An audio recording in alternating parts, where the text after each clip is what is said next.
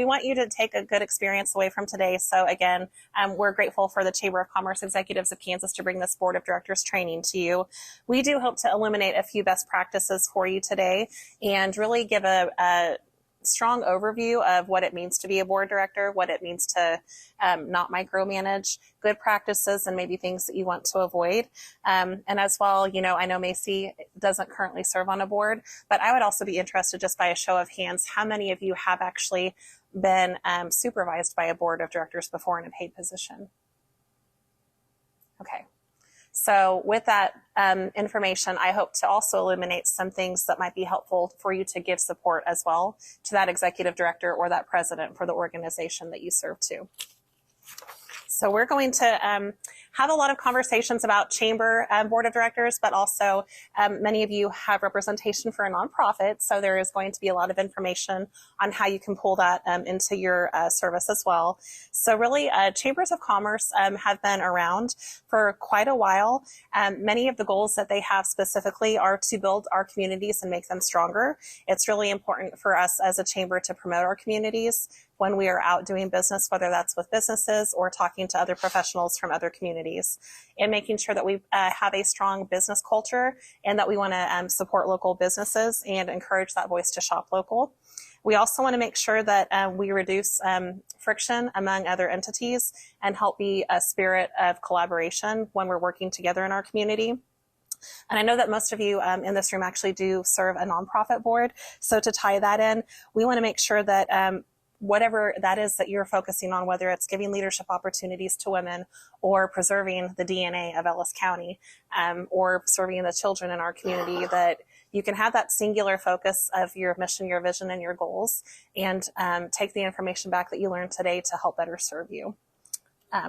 When we look at chambers of commerce, they are an association to protect the business interests. And a few just pieces of information that I found interesting in preparing for today.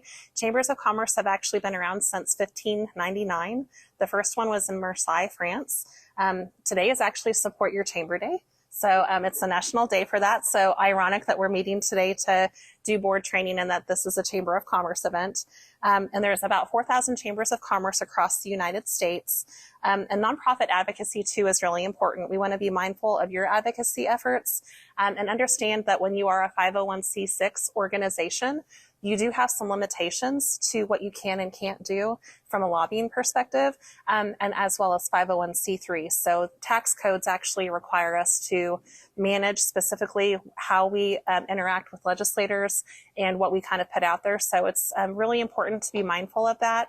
If you don't know all that information, you probably have a lawyer or an attorney or an accountant who can help you with those types of things to make sure that you're operating under appropriate levels of assurance. Okay, so local businesses are voluntary paying members in regards to chamber relationships. So you don't have to be a part of a chamber. That's your choice to be a part of a chamber. And so when you serve on a board for an organization where it's a choice for people to utilize your services or not, you have to question sometimes, what is it that people are hoping to get out of their relationship with this organization? So keeping the population that you're serving in mind is very important as you're making your decisions at the board table. And it's the job of the paid chief executive to manage all of the staff, not the board. So the board's only direct employee is the actual president, CEO, executive director, whatever that title may be. And then it should be up to that lead paid professional to manage and guide the paid staff on the organization. So service territory is not defined by many chambers of commerce, and membership is not obligated like we've already talked about. For those of you who are representing chambers of commerce in here, there are also chambers that specifically represent different minorities. The closest one that we actually have in Kansas would actually be Wichita, and then I believe Kansas City also has some. So if you hear of different chambers that represent specific groups, they might have different functions and features than what a typical chamber of commerce might have. And there isn't really any ruling government number of chambers for geographical locations. So a chamber of commerce can literally exist anywhere that it wants to. And relationships are not bound together like government relationships are. People can freely interact with their chamber. I would share our specific Chamber of Commerce does participate, obviously, as a Chamber of Commerce Executives of Kansas member. We don't participate at the state chamber level, but many chambers do. And there is also an entity for the National Chamber of Commerce that you can provide membership benefits as well. So for those of you who are representing chambers, those are discussions that you might want to have at your board table to see what different levels of membership are appropriate and might be able to serve you. And even most of you here serving other organizations, there are benefits to you by your chamber participating with those state or national level chamber memberships as well. So one of the things that really sets chambers of commerce apart from other organizations, and really a big focus of what started chambers, was that advocacy piece. And you all, for nonprofits as well, have a strong advocacy role for the populations you serve too. So insert whatever it is you do when I share kind of that advocacy, perhaps from that legislative level, because you might have times where that is a need for you as well. I'll give a few examples that our chamber actually does. We have a Western Kansas delegation, which is a trip that we take to Washington, D.C. to advocate on behalf of the rights of citizens in Western Kansas. We actually do that in partnership with 5 other chambers of commerce from Western Kansas. Last night was another typical example of what we do as a chamber in providing a election forum for our local city commission race and our school board race. So if those are things that you're not doing, you might think about giving those opportunities to your membership and your community at large. And then letters of support are also important too, whether you're a chamber or a nonprofit. Think about the capacity that your board serves and those relationships that you have with your elected officials, whether they be your state representatives or your congressmen or your senators. Writing letters of support when things come up that are important to your organization is a direct conduit for you getting your needs met, and they're here to serve us, so let's put them to work for us. Other things that are important too are finding those other means that you want to advocate for. I know our friends here from the Hayes Area Children's Center, for instance, serve on our Child Care Task Force of Ellis County. So they've been helping do letters of support for the food program reimbursement rates and things of that nature. So whatever your organization is looking at improving, make sure that you utilize those opportunities to connect with your elected officials. And then last but not least, again, be concerned with how you share your information for advocacy and know what your limitations are based on your tax code structure. You don't want to get in trouble by extending yourself when it comes to some of those advocacy efforts. This is one of my favorite expressions. When I started the chamber world, actually back in 2019, we talked about, if you've seen one chamber, you've seen one chamber. And after 4 years, I think I finally understand what that means. Because literally every chamber that I call to talk about how they're structured, what types of things they offer their members, it always looks different. Some of them might do economic development. Some of them might have ties with their downtown organizations. Some of them might be connected with their Convention and Visitors Bureau. So just know that every chamber operates a little bit differently. So if you're a nonprofit that is representing multiple organizations across the state, or if you're, just trying to get more information about how your Chamber of Commerce can better support you and your goals and your functions, feel free to visit with those representatives from that chamber organization. We are here to support you and to make sure that the things that you're trying to accomplish as an organization are a little bit easier. All right, this is where it turns a little bit from a little bit chamber focused to kind of be a little bit more inclusive for all of you attending today. So you definitely want to make sure that you understand your specific role as a board member. And one of the best ways that you can actually do that, and if you're not doing that, I would highly encourage you to start, is with an annual board orientation. How many of you in this room actually participate with annual board orientations for new board members right now? Okay, so this would be a good opportunity to help make people successful as they get started. So think about when you're a new employee, you have all of these things that you have to learn, and it takes a little bit of time to get acclimated to your responsibilities in that job. Board service is really no different from that. And so giving people information, and I'll share too, this packet that you have in front of you, we will be emailing out the PowerPoint presentation afterward. So if you would like to utilize this even for helping onboard and customize it to your preference, you are more than welcome to use that at your disposal. But making sure that they understand the strategic direction and mission of your organization is really important. I heard some conversations of, well, are we tying it back to our mission and our vision? Do we even know what we're supposed to be doing here? Well, if you don't know what you're supposed to be doing here, how are you supposed to be an effective board member? So making sure that you know those mission and vision and goals. I've actually suggested, and I haven't done this myself for our chamber board, making a little card that actually has your mission and your vision and your goals on it, and perhaps even laminating it to where it could fit inside of a wallet. And maybe even like a 20-second elevator speech on the back side of that card. So if you're out in the community and people are asking you, what do you guys do? What are your goals? What's your mission? How do I get involved? Everybody on your board at that point in time could be an effective cheerleader for your organization because they have that information right at their disposal. And making sure that there's consistency in how your organization is being represented in your communities is so important. But outside of that, make sure that your board members know what the fiduciary responsibilities are. Obviously, the budget document is going to be the most important document for them to understand. So as you are onboarding new board members, I would make sure that they have a copy of your mission, your vision, and your goals, as well as your budget. And then other documents that might be important too, obviously bylaws are critical. You need to understand what your bylaws are so you're operating under the confines that are set forth for you by previous boards. And I get this question a lot, well, our bylaws say this, but we do it this way. How am I supposed to manage that? And that's okay. If your best practice has evolved over time, you can evolve your bylaws too to match and mirror the practices that you currently have, so long as they're ethical.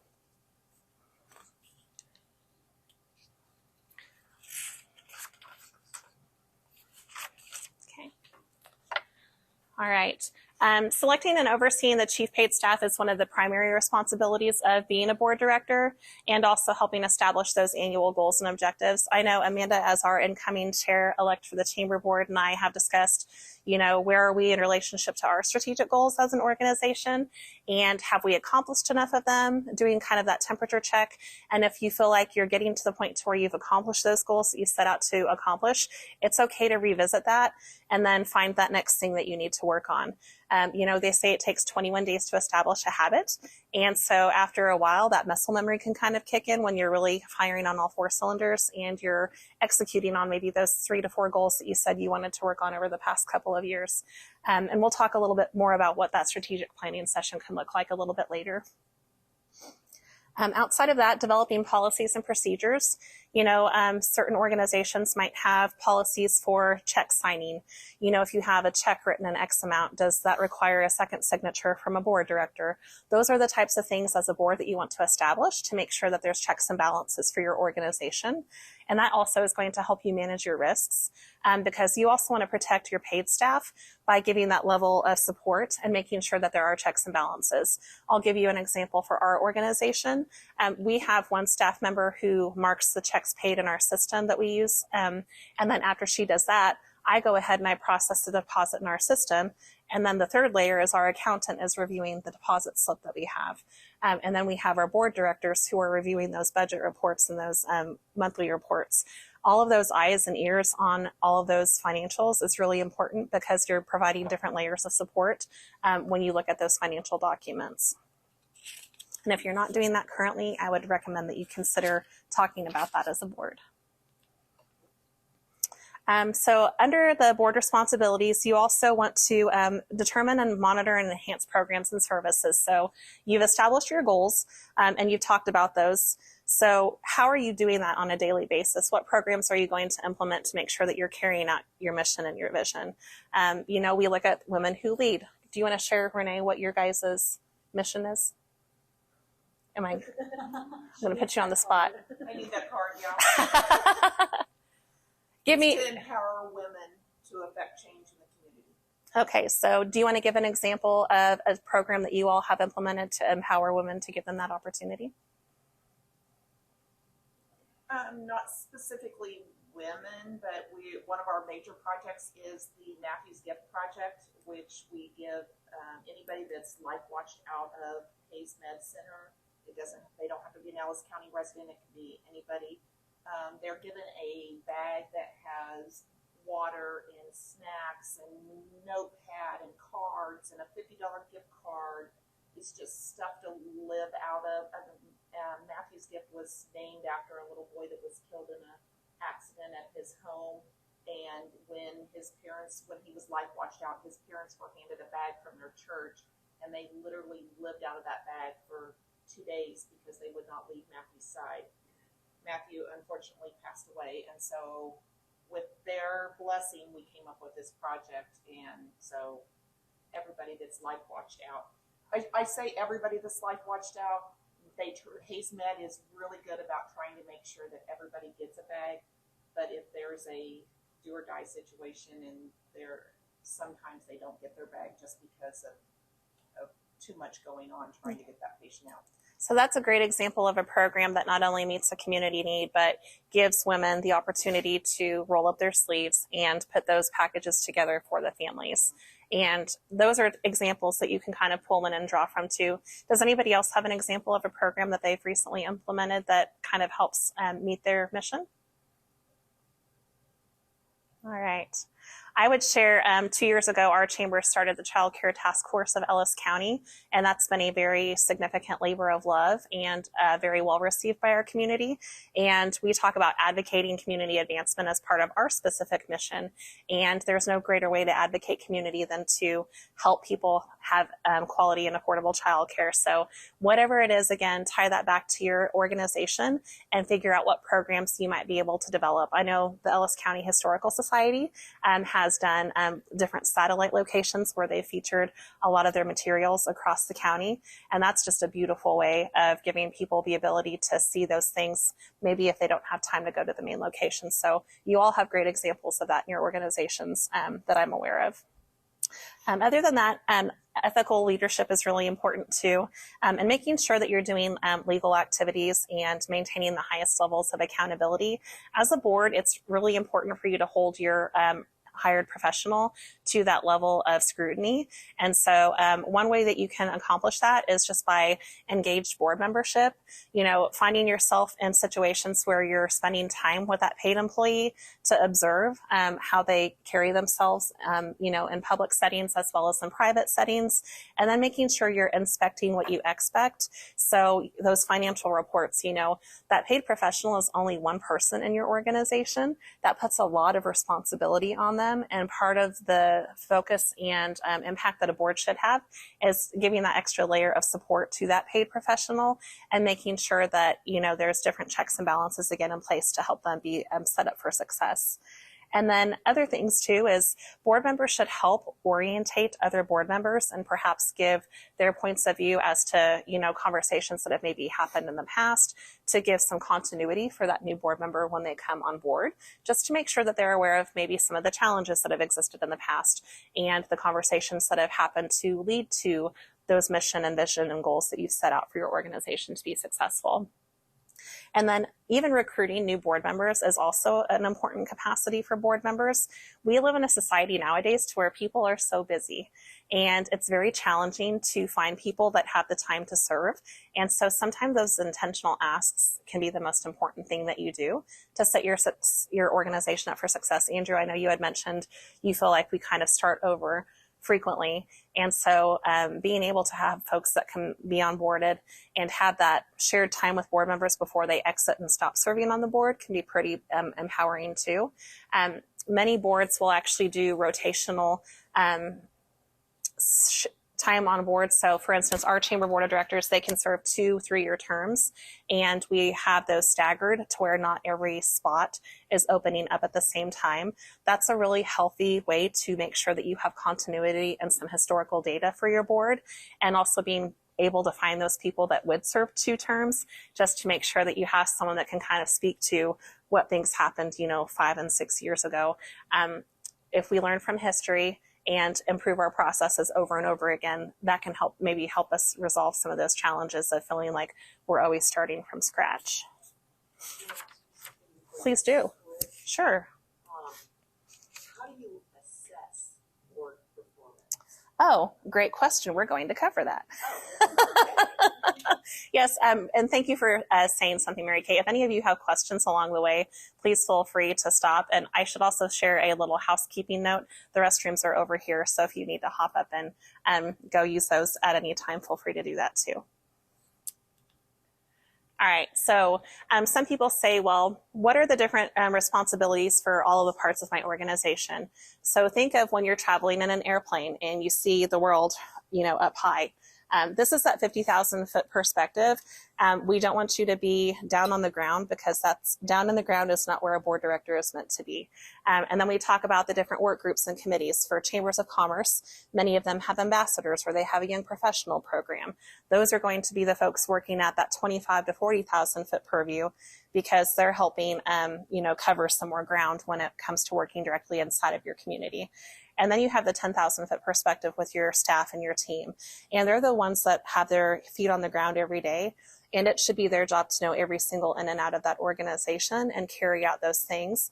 And then if they have questions that they feel should be discussed by a bigger group, or want to bounce those ideas off of folks, I know specifically our chamber utilizes our ambassador group heavily to get feedback from them when we're considering pivoting or changing our offerings. And we use them kind of as our first level of conversation. And after we get their feedback, many times we take that to the board level to have that discussion. So you'll kind of get a feel for your own organization, what works well and what doesn't, but just make sure that you're engaging all of those different layers of your organization and put them to work. That helps everybody not have to work so hard. Now, boards in general should have several governing documents. Specifically, your mission statement, obviously, that should be pretty easy to access. Many of you will also have articles of incorporation. And if you don't know where those are located, you can actually reach out to the Kansas Department of Commerce to get a copy of that. Essentially, it defines why your organization was created in the first place, and it usually shows who was a part of that board when that incorporation originally happened. You are also required to have this on file for exemption purposes as a 501c6, and most of you also as a 501c3. So just a little paper check. If you don't know where that's at, that might be something that you can go back and talk to your director about. Bylaws as well, definitely want to make sure that you're maintaining those and keeping those updates consistently. A lot of people are like, well, how do we go about changing bylaws? There's a lot of different ways to skin that cat. We find success in our organization by having a document that we just title draft, and then we'll redline some of those changes within meetings that we have and make suggestions for those. And then as we're going through that process, depending on how lengthy your bylaws are, we go through usually a first reading of those bylaws with those changes, and then usually do a second reading. And you always want to make sure that your board is voting on any bylaw changes. That is your guidance document for your organization, and it's very important to make sure that you're notating the date as well on those bylaws to reflect when that last revision was approved. So do you guys revise annually? We don't revise annually. That's a great question, Andrew. I would say for us, when we did our rebrand, that was a big encouragement to go through the bylaws just to make sure our brand was correct in the bylaws. But I would say, if you notice, I'll go back to my bylaws, for instance, every year to make sure that the guidance I'm giving my board of directors is accurate. We have a nominating committee specifically for like our awards banquet. And so I'm going back to that document to make sure that I'm giving my board chair the correct information for who should participate in that group. But as you're going through that, an annual review isn't necessarily a bad thing. We probably have been in the habit every other year for our organization just to make sure that it's up to par. Again, if you find yourself operating outside of the confines of your bylaws, that probably means that it's a good time to start reviewing that. Great question. All right. So the tools of governance, obviously we've talked a little bit about policies and things that you can do. There might be different interpretations too when you look at those bylaws. So if you're finding yourself in a gray matter area and you don't have assurance as to how you're supposed to operate, that could be another good time to confirm the intent of how those bylaws were written previously. I know in the past we've run into that as well as an organization. And so I would share specifically for our employee handbook, when it came to reviewing that document, our time off policy for vacations was a little ambiguous. And so we actually took time during board meetings to review that employee handbook as well, and made sure that if I'm an outsider coming in, and it's black and white? Am I going to truly understand what that means? And so everybody was kind to have that conversation. I know that Amanda specifically was great. She brought some policy that Next Tech uses, and other board directors kind of shared what their policy was to have that discussion. So pull from your guys' other board directors' strengths, utilize your other organizations that you represent to help make whichever board you're serving on as strong as possible. It's okay to kidnap good ideas. If good ideas are good ideas, they're positive to use. Strategic plan, again, it's kind of like those bylaws. They help you guide your daily interactions and tell you what to do. But that strategic plan should be what gives your staff direction for how they should be spending their time on a daily basis. Most organizations will review those every 3 to 5 years. I will share that during COVID, our organization decided to look at those probably every 2 to 3 years, just because it seems like society is pivoting so quickly. You'll get a feel for if things feel like they're clicking or not in your organization. And if you have board members who are sharing, maybe it's time for us to review that. You can decide that as a board, how frequently you want to do that. There's no necessary right or wrong way to provide that strategic plan update. And then annual budget, obviously you approve that budget as a board every year. And if your board isn't approving that budget, it ought to be. Processes again for that can look a little bit different. I would share my first year at the chamber. Budget was not my forte. I don't necessarily have that accounting background. I was blessed to have an accountant on our board really guide me through that process and give me tips and tricks for what I should be looking for when crafting that budget. But you can have a budget committee also work on that budget, and then have the full board kind of review that for a first reading and a second reading and approval. So typical structure for most boards, and if you have anything different, I'd be interested to know how your board serves. Most boards will have someone serve as the chair who would be able to serve as past chair that following year. And the reason for that, again, is that historical context. There are going to be times that that board chair is going to have those conversations with that paid employee, and you want to have a little bit of continuity for that base, that, sounding board of, well, what did you guys explore? What did you cover this year? That as well helps your paid employee because there's a little bit of knowledge as to what happened the year before.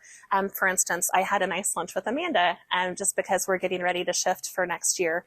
And we talked about some of the things that have been challenges for us, some ongoing hopes for opportunities to improve. And so I also, in my role as the paid employee, just kind of set the baseline too and gave some context and information as well. So it's really important to have that good counter cross interaction with your paid employee and your board.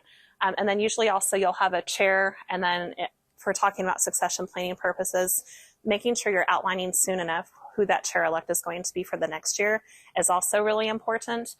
We found in our organization that we actually bring our past chair, our chair, and sometimes chair-elect, depending on what we're doing, into the fold. So there's at least a group of people that know the past, the present, and the future.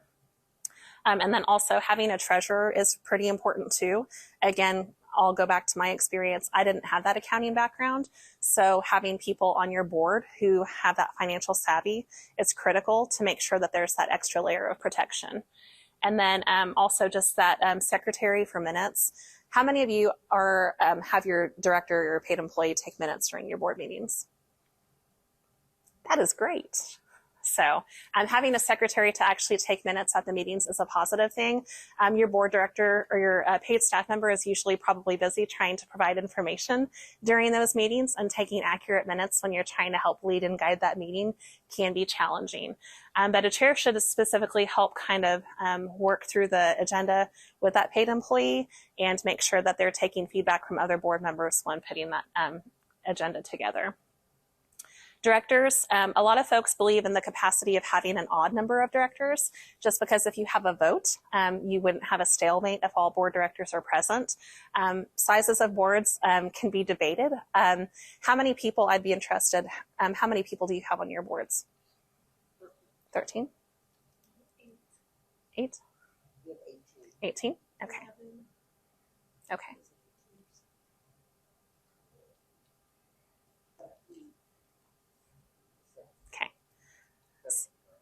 So depending on the work that you're doing and the amount of volunteer base that you need, can kind of catalyze how you choose that number. I know that there's a board in Wichita, I think, for their chamber. I believe they have like something like 200 board members, and that just baffles me. Managing that, I think, would be challenging, and I might be incorrect on that number, but I'm pretty sure the last conference I went to, I was like, well, how does that even work? Like, do you have to rent out a hall? And the answer was yes, they do. But the president, CEO, or executive director should be a part of that executive board as well. When you are having those critical conversations as an organization, that person who is on the ground every day, helping manage staff, helping have those conversations across your community, you want that voice in that room to get feedback from. You can kind of set boundaries or expectations as, you know, you'll be in the room. If you don't want them to be talking or leading or guiding, that's okay. I think it can look different for each organization, but I would at least give them a seat at the table to be in that room as you're discussing those things. All right. So again, that board staff relationship, just because that executive is the only direct employee of the board, doesn't mean that you shouldn't strive to have a really strong relationship with the other employees in the organization. And so it can look a little bit different for everybody. But again, the board should be focusing on that governance and direction and vision. The big picture is what the board is meant to do. And then staff, of course, manages those day-to-day operations. I'll give an example of just this morning. We had a board meeting yesterday, and I was sitting down with my team, kind of just sharing that feedback of the discussion that happened at that board table that was an executive session material, and just giving them kind of the discussion that happened and kind of where the overall decision-making process landed.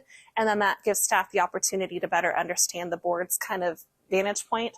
And I find too that if people understand the why, they're a little bit more motivated to carry out and execute on those deliverables. And then the partnership is just really important to accomplish the goal. Micromanagement is something that I'm really passionate about. If you want to devalue or deflate someone's motivation to want to be that hard worker for you, micromanagement is a really great street to turn down to make that happen really quickly. You know, empowerment is a very big thing, and building up that level of trust. You know, I would share again, when I first started, I was a little bit nervous in my role because I'd never been a very visible person in our community before. And there was a lot of strategic, I wouldn't say hand-holding, but communication that happened during that time. And as I progressively got through some of those touch points in my profession, the board started to know that I was feeling more confident, and those conversations became less and less, and I was able to just kind of be that person to help guide the organization. If you are going through staff changes for that paid level, it is good to kind of give that support as is needed, and you can kind of have those conversations with that person and check in with them to make sure that they feel like they have all the tools they need to succeed. All right, raise your hand if you've ever been in a meeting where it feels like you're in the weeds. Yay, a few of you? Okay, so there may have been a time or two that we had to start putting times on our board agendas to keep conversation moving in a smooth fashion. And there are different tricks and tips that you can employ. It doesn't mean that you have to be the chair of the board.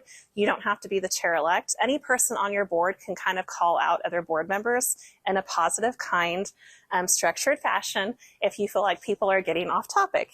And it could be as simple as, that's staff work. We need to be focused on the board level overview of policy, budget, procedure. And so making sure that you redirect folks if they're trying to micromanage, you're all empowered to do that as a board member. All you have to do is use your voice. It might be a little uncomfortable, but making sure that you are keeping other board directors accountable for their actions and how they're spending time during that board meeting is really important. Okay, board member expectations. You know, if you have an employee who continuously shows up late for work and they're showing or calling in sick frequently, there's probably going to be a conversation from your paid employee to that person. It should be considered no different for board director participation at board meetings. The more voices that you have available in that room, the stronger the conversation can be and the better diverse conversations you will have. And so that is why board attendance is really important. Most bylaws will actually have some sort of language in there that says failure to participate in X amount of board meetings will result you in being let off of the board. And so think about how much participation you have. You know, I believe firmly in communication. And so we have an excused policy as long as you're communicating with whether it be the board chair or that paid staff member that you're going to be absent from a meeting. That's kind of how we choose to manage our attendance report. But you can kind of do things that make sense for your organization based on how structured you want that to look. And then understanding the mission statement and bylaws and strategic plan, going back to that little card that we talked about kind of at the beginning, it makes it a little bit easier when you're out in the community to know what you're supposed to be sharing on behalf of the organization. And if you don't know enough about the organization to share those things, I would just kind of encourage you to think about what that looks like when you're having those conversations out in the community. So on behalf of your organization, you want to give a good representation of being connected to what's happening. And then make sure that you're reviewing those board packets. I know that when I worked for the school district, we had the habit of sending out our board packets a week in advance. I kind of worked with our board when I started this job because I know that looked a little bit different. And they said, you know, as long as we're getting that the Friday before the board meeting, and our board meetings are on Tuesday, that's sufficient for us. You might have different expectations from different board members. So as you are onboarding people, just to make sure, again, that that relationship with the board and that paid employee is strong, have those conversations as to what that should look like. If you need to readjust when the board packet is sent out or how you expect materials to be sent out, those are all conversations that you can have with that paid employee. And then making sure you're sticking to those agenda items too, going back to the weeds. There's a reason that agendas are set out, and you know, you should always be discussing that old business and new business. And then making sure that you're voting on items if it is in regards to finances, if it's not a budgeted item, or if there's something that would change the way that the organization operates, you probably would want to have board vote on that too. And then this is a big opportunity for all of us to be able to exercise good confidentiality. What happens in the boardroom should stay in the boardroom if it's a matter of confidence. You know, us as a chamber, we think about how many businesses and organizations we serve, and so we have pretty full transparency. You may represent organizations that you don't have to have that level of transparency based on how you're funded. And that's okay too, but I would make sure that everybody and your board is on the same page for what that looks like. Nothing is worse than if conversations leave that boardroom, if they're meant to be confidential, and relationships get bruised and tarnished because of things being said that shouldn't have been said. And that also too puts your paid staff members in an awkward position because they're the ones left to manage those relationships with people in the community. And as a good serving board member, I would think we would all want to avoid that. Can I just here, am I right in that our board meetings are open to the public? So when you have public in there, and typically they don't come, but they could. So the idea of keeping something confidential kind of flies out the window then. Sure. So I would say think about confidentiality from an executive session standpoint.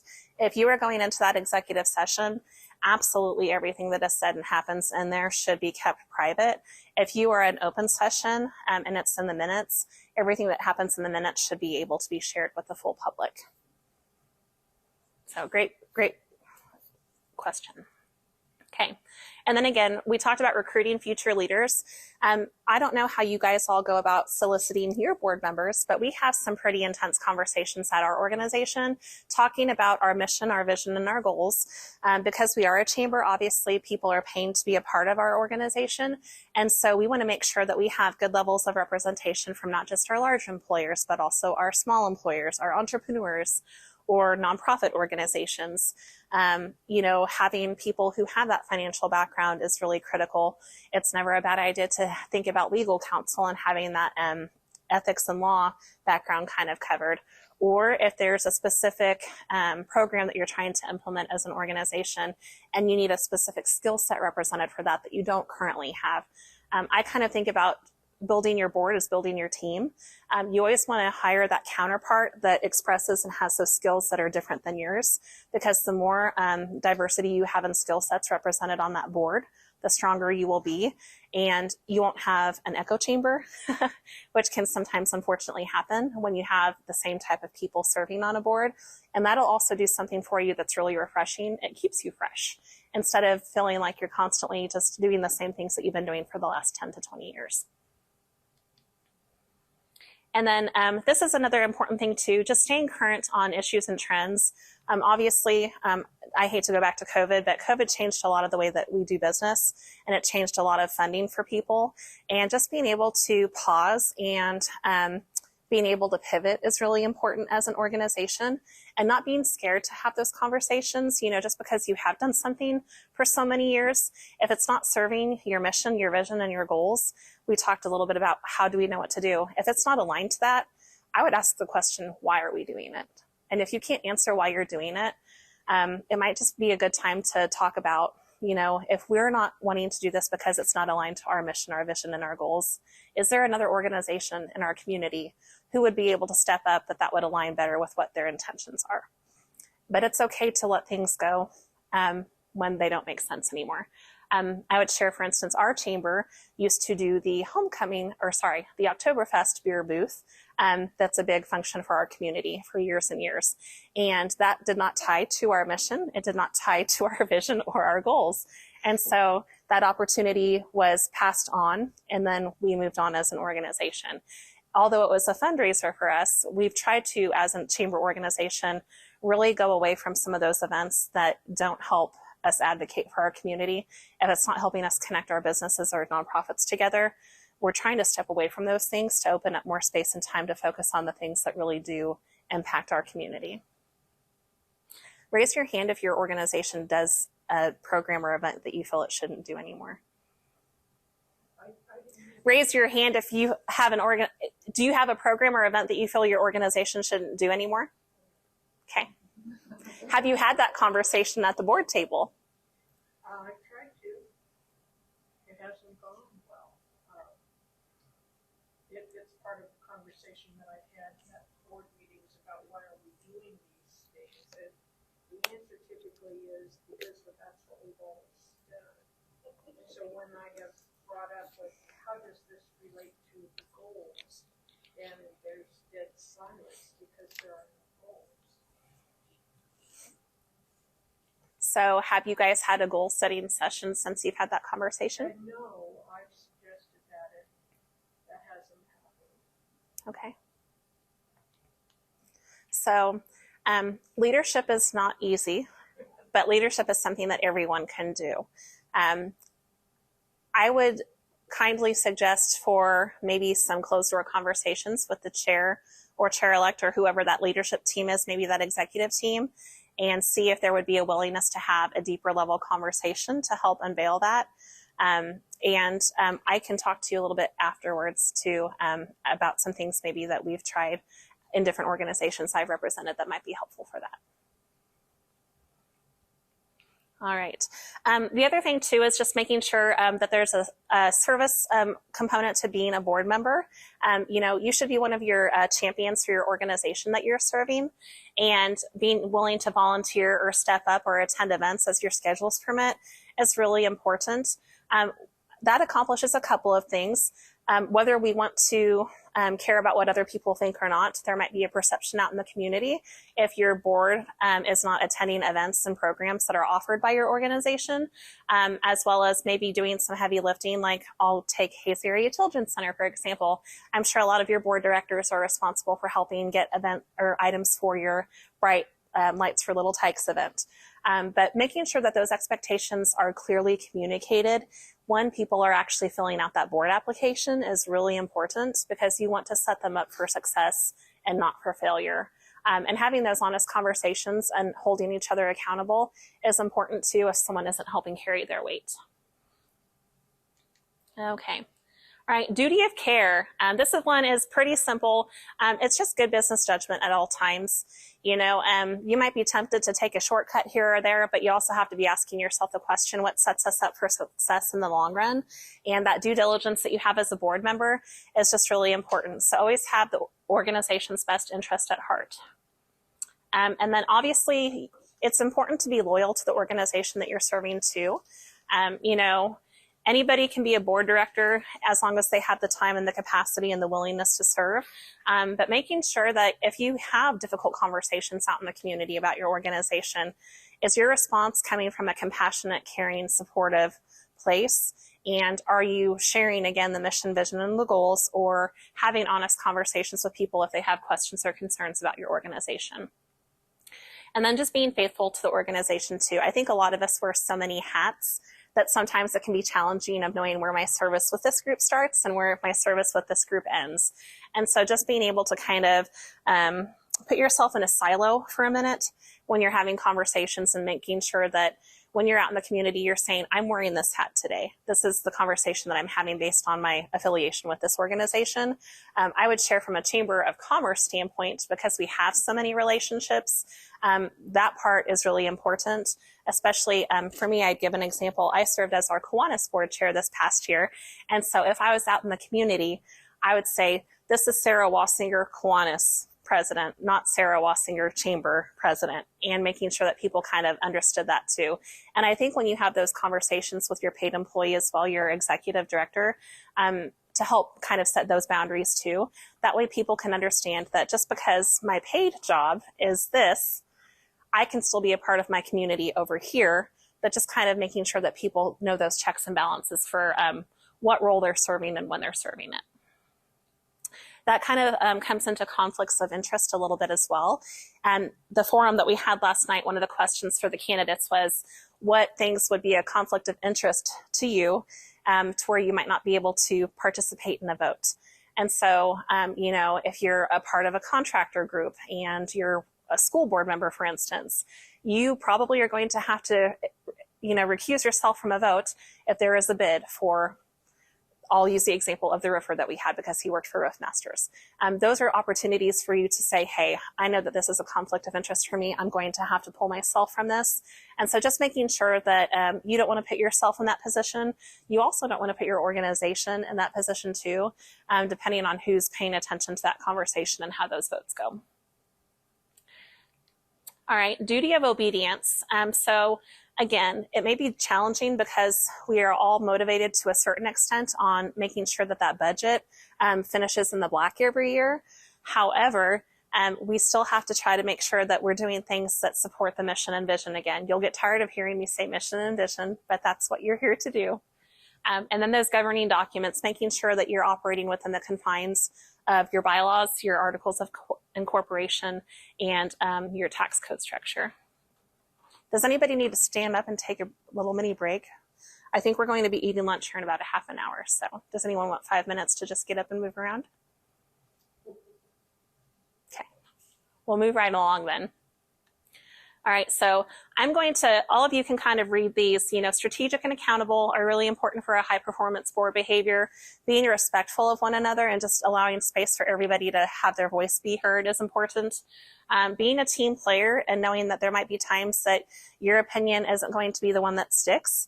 I think there's something to be said, and when the board takes that vote, even if you don't agree with that board vote, it's important to say, I support the board's decision. This is what the board decided. Be innovative. You know, we have to be creative nowadays, and make sure that you're using that confidentiality to support and protect your organization. And kind of tying things back to metrics. We'll talk a little bit about that a little bit later. And then just having a servant leader's heart, that gratitude for service and gratitude for the people's time as well who are serving alongside of you, and just knowing that you're all trying to do the best that you can to support the organization. Are there any other behaviors that you feel would lend well to a high performance board? Or things that you look at when you're attracting new board members? Empathy. Do you want to share why that's important, Amanda? You're representing a business community. I think it's important to put yourself in that specific business's shoes, organization's shoes, and try to see it from their point of view on what the impact of what decisions or programs that you're implementing.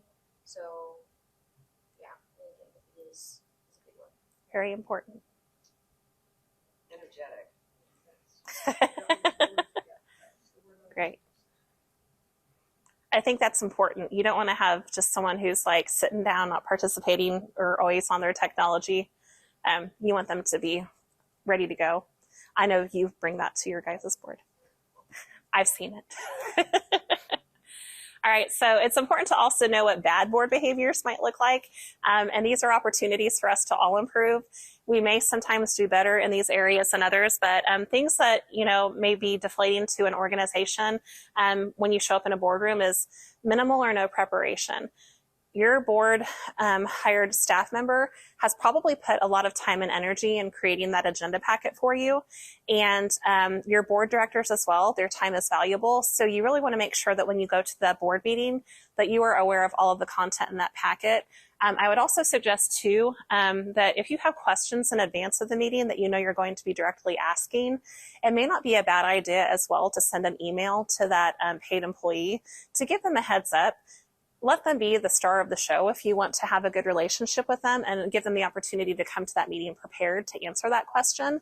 It also helps you be a little bit more effective with your time, because that is the one thing that we can't get enough of. Missing an action or lack of a quorum. So most bylaws or all bylaws should actually specify what a quorum is, and that is the minimum number of people that you must have attending your meetings to actually call the meeting to order and take action during that meeting. Being the doubter, if you're constantly that voice in the room that's being negative, Nancy, that's not necessarily a great thing. And unfortunately, when you do that, people start to tune you out, and that's not good for anybody's productivity either. And I think this should say the devil's advocate, so I apologize for that typo. It isn't necessarily a bad thing to try to wear that other hat and think of alternative points of view. I would just be cautious when you share that. And make sure that it's coming from a respectful place when you're providing that different opinion. Personal agendas. This can be a challenging one because we all have a lot of loyalties to many things in our community, but making sure that you're focusing on the good of the organization instead of those things that are internally very important to you. Micromanaging staff, again, can be a very big deflator for your paid staff. So making sure that you're giving them time to be empowered to make their own decisions is important. And then, does the committee work at the board table? We should be using committees as well to help do work for the organization.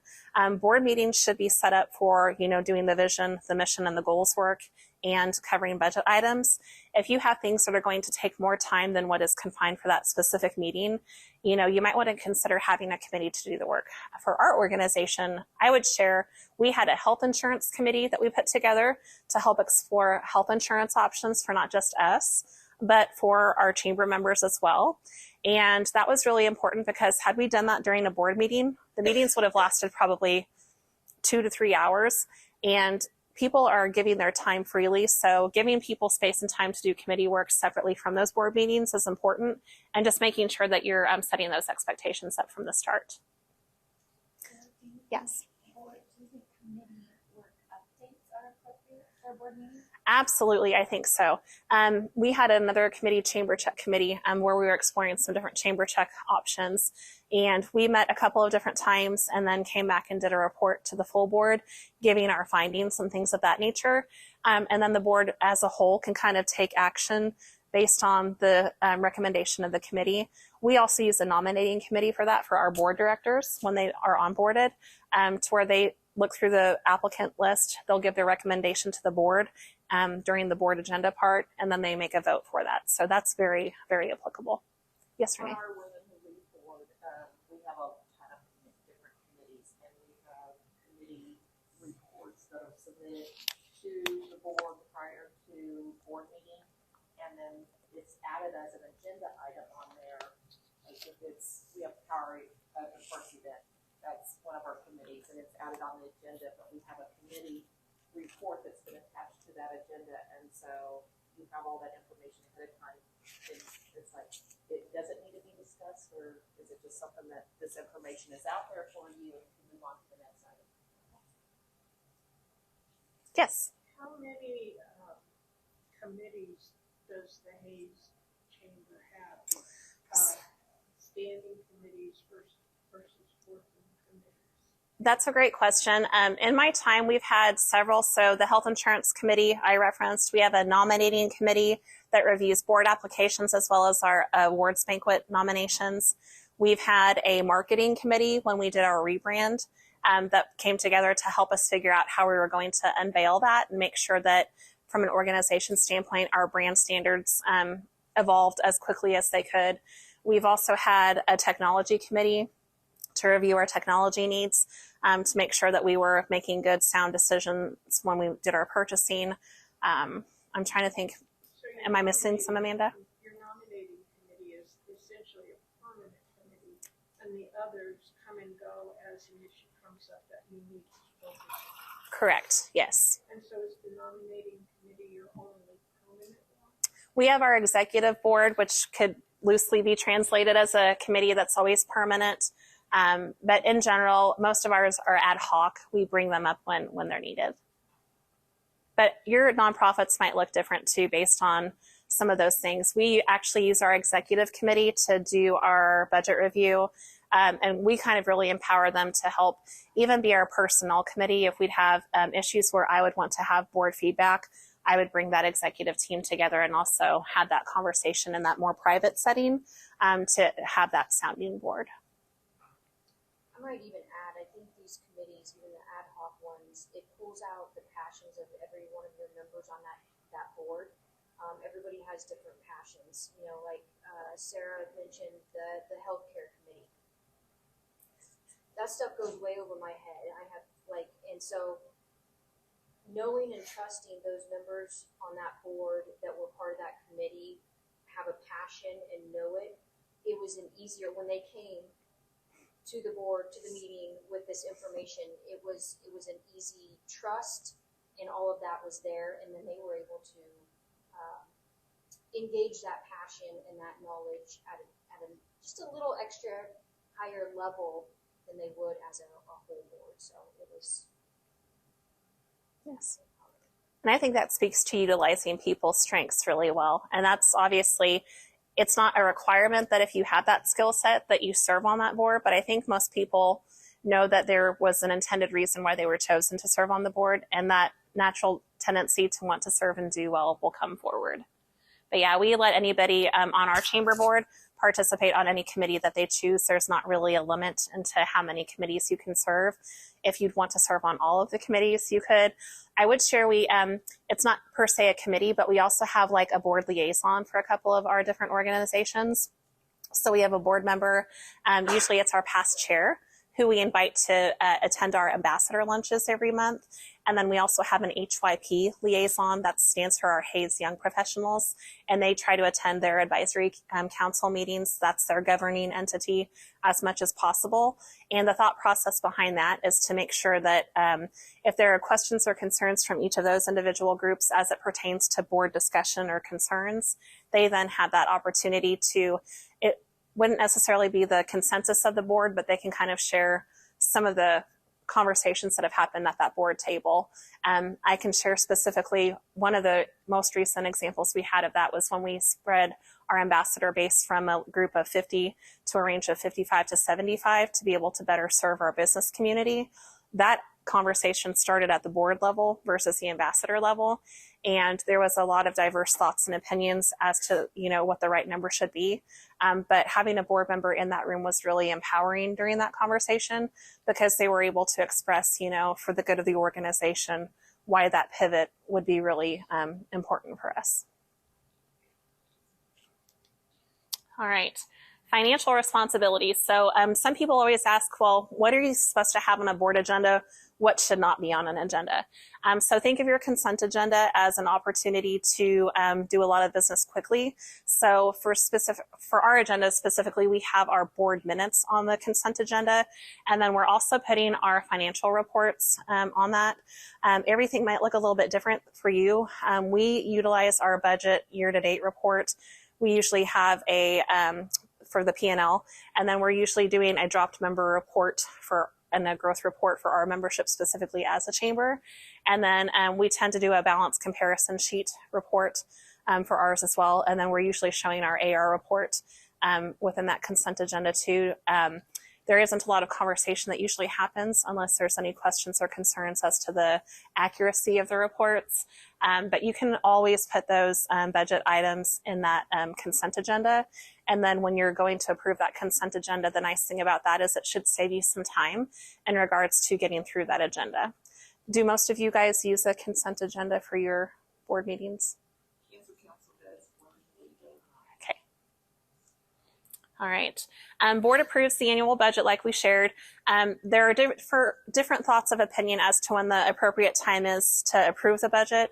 When you're a nonprofit, it might be a little bit easier if your funding sources are pretty stable to do a budget approval a little bit later in the year. I would share from a chamber standpoint, our membership kind of ebbs and flows. So we actually start that conversation sooner than later.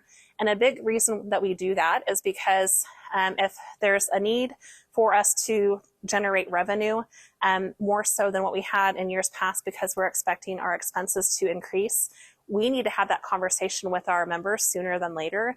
And it also gives us as staff an opportunity to figure out, are we missing opportunities with members who might want to be a part of this event, which could also be a revenue generator for us. So just be kind of strategic in when you're having that conversation.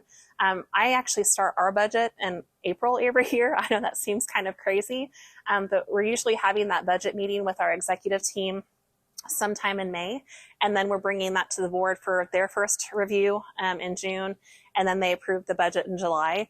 And the benefit for us, at least in that conversation, is we can then start having those conversations with our members when we're doing our annual membership visits with them and letting them know, you know, dues are going to stay the same for next year. We're not going to have any increases, or there's going to be a change in our dues. And then that gives us the opportunity to convey that message with those members. Any questions on that? Okay. All right. This is kind of an important thing as well. Organizations usually have an annual audit or a year-end financial statement. So it's really important to make sure that you're looking at your year-end financials and comparing how they met to your budget. We live in a world where it's so important to be conservative when you're doing your budget preparations to make sure that when you're preparing that next year's budget, that you have enough income to cover all of your expenses.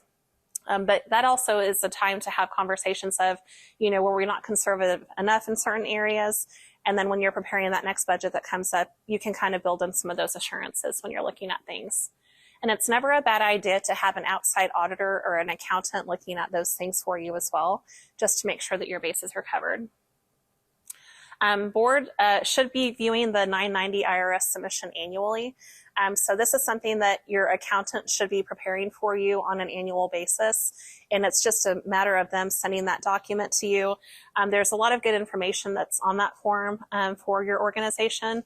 You know, that's a good opportunity if people are searching for your 990 online for you to make sure that your mission and your vision are updated. Because if people are looking at investing in you or providing a donation to your organization, I'm not saying there's a lot of people that do this, but they might be looking at your 990 form to see, to find out more information about you. What time of year is that submitted? I believe ours is always submitted in December, year end. 90 days after.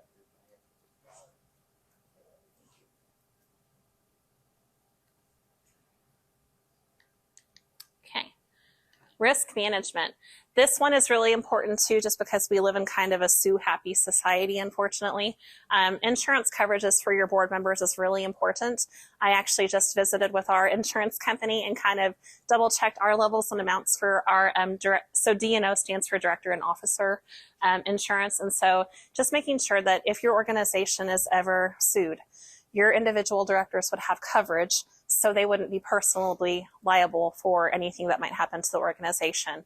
And I think you would want to have that blanket layer of protection because most board positions aren't paid positions. And so make sure that those people serving your organization are covered. But it also gives you help with employee dishonesty, general liability, cybercrime. Those are types of things that you probably want to have as an organization if you don't already. Any question on insurance types? Of course, workman's comp would be something, of course, that's important. If you have specifically a job that has a lot of moving and lifting, make sure that your levels are where they need to be. If you have high claims, I would just work with your insurance company to make sure that they feel they can do an audit for you at times too, to make sure that you have enough coverage there. And then bylaws should include some form of indemnification. And that's just kind of an agreement between two parties that you're not going to hold them liable for legal or future fines. And then we've kind of talked about some of these other things, but just written policies should also help with some insurance requirements. They're going to expect for you to have policies and procedures to help encourage staff to have safe work environments and things of that nature. So you might double check with your insurance company as well if you're missing some policies that you might be able to implement to help make your insurance more affordable. All right, antitrust avoidance. I don't think any of us really have this to worry about here, but when you're working for government boards and things of that nature, antitrust becomes a little bit more applicable, but it's essentially more for price fixing or bid rigging. So you just want to make sure that you are acknowledging, having those statements acknowledged as a board director if that ever becomes something that your organization would be involved with. And then every staff member and committee member should be aware of this type of behavior. So you wouldn't want to have, like, I guess for our chamber, for instance, let's say my husband worked for a technology company and we were going out to bid for equipment. It would probably look really bad if I gave him the prices from our other vendors before he put his bid in. And that would be very unethical behavior on my behalf. So those are the types of things that you want to avoid, and that's why antitrust law is so important. And then staff should be monitoring discussions on that. I'm not going to keep going too much further into that, but if you ever have any questions, there's a lot of information out there. You can Google antitrust laws and find a lot of additional content there. Risk management. So conflict of interest, my example that I just gave, gives a pretty good deep level into conflict of interest. So if you don't already, you should probably have an annual form that your board signs. We at our chamber actually have an annual recommitment form that kind of covers some of these things. So if there is a time that there is a vote that the board has to take and they should be excusing themselves from that vote, this kind of is a gentle annual reminder for them to make sure that they know that they need to step out or recuse themselves from voting. And then they should be disclosing any potential conflicts that they would have by serving on your board based on the business that you have to conduct on an annual basis. And again, that confidentiality, we would all hope for the best of people, but sometimes having people sign those confidentiality forms, many of you might call them a non-disclosure form. For instance, we at our chamber have our Hayes Convention and Visitors Bureau, Grow Hayes, and the Downtown Hayes Development Corporation attend our meetings to provide reports. If they would ever stay for any additional business, that just kind of safeguards us, saying that they've promised to not share that information outside of that discussion. And then copyright infringement is something that's becoming more current. I know Women Who Lead has kind of essentially gone through that discussion. It's never a bad idea when you're coming up with a name for an organization to probably work with a attorney on this to make sure that copyright or branding infringements aren't happening. They can kind of check your information for you beforehand and save you maybe a lot of time, expense, and hassle for having to rebrand later. And then obviously embezzlement happens if employees or a board are stealing from the company. Very challenging to find this sometimes. But again, I think this goes back to good checks and balances. It's why we as a chamber staff have certain staff members doing each part of the equation. So it helps us all be honest, but it also protects us too, so people can't say, oh, I think Sarah's stealing company funds. Well, Sarah's not stealing company funds because there's 2 signatures on this that say this happened.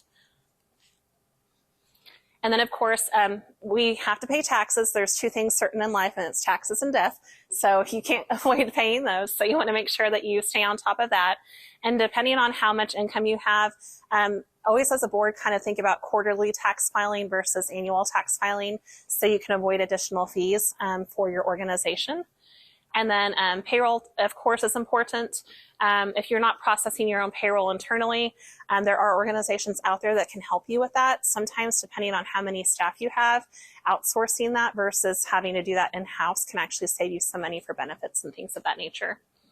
And then, of course, state and federal unemployment, you pay insurance to help cover you for those things as an organization for your paid employee. All right. Let me double check our time here. We will have just about 10 more minutes and then we'll break for lunch. Are we still doing okay? All right. Okay, so risk management and who speaks. So committee chairs or other volunteers shouldn't usurp the authority of the chief elected officer or take authority not specifically delegated. I read that out loud again.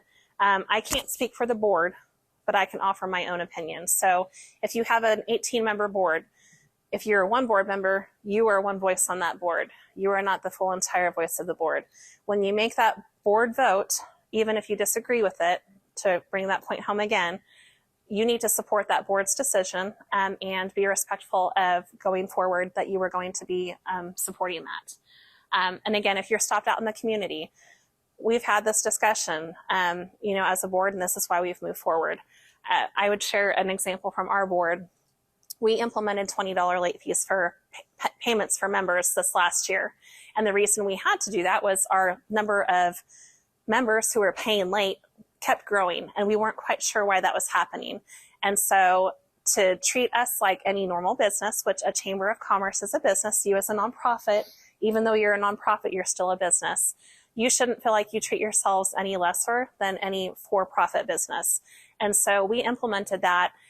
It was met with some frustration by a few people when they got charged that, and they're like, well, why are you as staff doing this? And it's like, well, this was actually a board decision to help make sure that we are encouraging people to pay timely, or to let us know if you wish to discontinue your chamber membership, we can have that conversation too. But so much time from staff was spent on collections and just following up on bills that hadn't been paid. And when you spend so much time from that collection standpoint, it makes it really challenging to focus on your advocacy, on providing benefits for businesses and doing those big things in your community that you really should be doing. All right, IRS issues. Obviously, if you're working with an accountant and your board is reviewing the 990 form, you should be covered for the most part, unless there's anything that maybe would slip through the cracks. But we as a 501c3 or 501c6, you are still beholden to being scrutinized by the IRS, so you don't get a get out of jail free card for that. And then policy questions on the IRS 990 form. So it's going to ask you if you have policies in place for whistleblowing. So if there's things happening in your organization that shouldn't be, there should be a policy as to how you handle that. If you have an executive board, sometimes they can serve as that auditing committee when it comes to reviewing your annual documents. And then unrelated business income tax. If there are any random income sources for revenue that you have, this might be applicable to you, so you want to make sure that you're treating that appropriately. Again, that would be a good question to discuss with your accountant. And then record retention is really important. Most documents anymore is about a 7-year window for retaining those documents, whether that's in a shared online system or whether you have paper documentation. You just want to make sure that you're housing those things, so if you ever would be audited, you would have the documentation necessary to help provide that to the IRS. And then compensation, there should be a procedure for compensation practices. And then public record requests, again, depending on the type of organization you have, this might look a little bit different. I'll go back to when I was on the school board, because we were a government entity, public records, we had to follow the state of Kansas requirements for that. And so if someone requested documents from us, I usually had up to 3 business days to give that information back to them. So just make sure that whatever incorporation you have or however you're structured, that you're aware of the legal requirements for sharing information back with people. And again, minutes save yourself so much. Number one, I'm forgetful. I don't know if all of you are, but I don't always remember what happened last week because it's been such a busy week. So having those minutes to go back to and reflect on is really important. There's different trains of thought as to what you should include in minutes and what you shouldn't. So skinny minutes are essentially your agenda. You retype the word minutes over it, and you're marking who's attended. You're saying who's made the motion to make any motions. You're recording who's made a second. And then you are saying if the motion passed or if it didn't pass. If people abstain from a vote or they have a dissension, you mark who dissented on the minutes if you want to take accurate minutes. That's as bare bones as it gets. You as a board may want to direct your secretary to take a little bit more information down if you want to have more conversation included in the minutes. That's completely up to you. I won't say what's right or what's wrong. It's usually less is more is what's recommended. But also just to have notes that you're taking yourself. You know, as a paid employee, I'm always marking on my agenda during our board meetings to make sure that those conversations are reflected in case the person who does our secretary work doesn't record those things. You may also decide to audio record your meetings just to go back and have that audio file. I know when I was on the school board, we did that just for backup because depending on how much I had to type in at one point in time, I wanted to make sure I could go back and get those things correct. So you as a board decide that, work with your staff on what the expectation is for how those minutes go. But you'll always want to keep a record of those too. I would share for signature cards for bank purposes. This is also going to be something that they're going to ask for your minutes where your officers were approved. That way they know who should be on your bank signature card. So that's another important reason to keep minutes. We've talked a little bit about how executive committees could be utilized and a bit of their function. And so this one takes a little bit of a deeper dive into the function of that group. So we talked about those folks getting together to conduct business in between board meetings. And so there may be issues of personnel that have to be discussed, or you're looking at budget discussions or anything in nature. You know, for our chamber organization, I know that this is a struggle for a lot. Business relationships can be very challenging at times. Things might happen in your community that cause differences of opinion. And so having a safe space to have that conversation, but maybe not in such a visible capacity, is good to have your paid employee have that group of people to kind of meet with and talk things through. And so you can literally conduct an executive board meeting for the intense purpose of your organization whenever you want to. But there are a few things that I would keep in mind as you do call us to order. Make sure that you kind of have an agenda as well for that to stay on topic for the different points that you need to discuss for that. And then at the beginning of that, just kind of what are you hoping to accomplish in the confines of that executive meeting. And then it's a good thing too to also take minutes at those executive meetings, just so there's recollection of the conversation. You may not always cover those meeting minutes during the board meeting, but many boards consider it good practice for those executive board meeting minutes to actually be included in the next board meeting packet for the full board. That way they can kind of double check and see what's going on and have access to that information. Your executive board should want to have that transparency with the full board, but it just makes sure that you don't have to have maybe as many people in the room to have that discussion. You can kind of treat those minutes the same way as you would treat those other minutes for the full board meeting. Very skeletal, very 50,000 foot view in the sky. And the other thing too is double check as well and make sure that you're also having an executive board meeting to visit with your paid staff member when it comes time to do their employee evaluation. I know our board evaluates me on an annual basis. When I first started, I had a 90-day eval, I had a 6-month eval, and then I had a year eval. So depending on where your paid employee is and the scope of their employment, you might kind of think about some of those things. The nice thing about that evaluation period is it's a good chance to just have open lines of communication between you and your paid employee. I know I appreciate, the opportunity to hear from my board and have them express any concerns that they might have, or just kind of maybe even confirm that the things that we're working on are relevant to what the organization should be focusing on. Obviously, we've talked a little bit about the leadership levels. So you have your chair-elect, your past chair, your secretary, and your treasurer. Many times those folks are the ones who are actually making up your executive team. It's not to say that you have to have those folks, but if your board chair is the one helping kind of create those agendas and should have that primary relationship with your paid employee, it makes the most sense that they definitely for sure would be a part of that. And again, this group doesn't have the authority to usurp the full board. They should be directly reporting to the full board after those conversations are happening. Any questions on that? How many of you have executive board meetings regularly throughout the year? Yes, you Maybe. Do we have a group me text? All right. So the role of the chair of the board, obviously think about kind of the manager in that situation. They should be presiding over all meetings. And really, again, we talked about working with that paid employee to create the agenda. And again, some people have a difference of opinions on how items should be put on the agenda. For the most part, it should follow a pretty simple path. If it was a new business item on your agenda at the first meeting and you still need to discuss that business at a next meeting, that should fall off of new business and go to old business.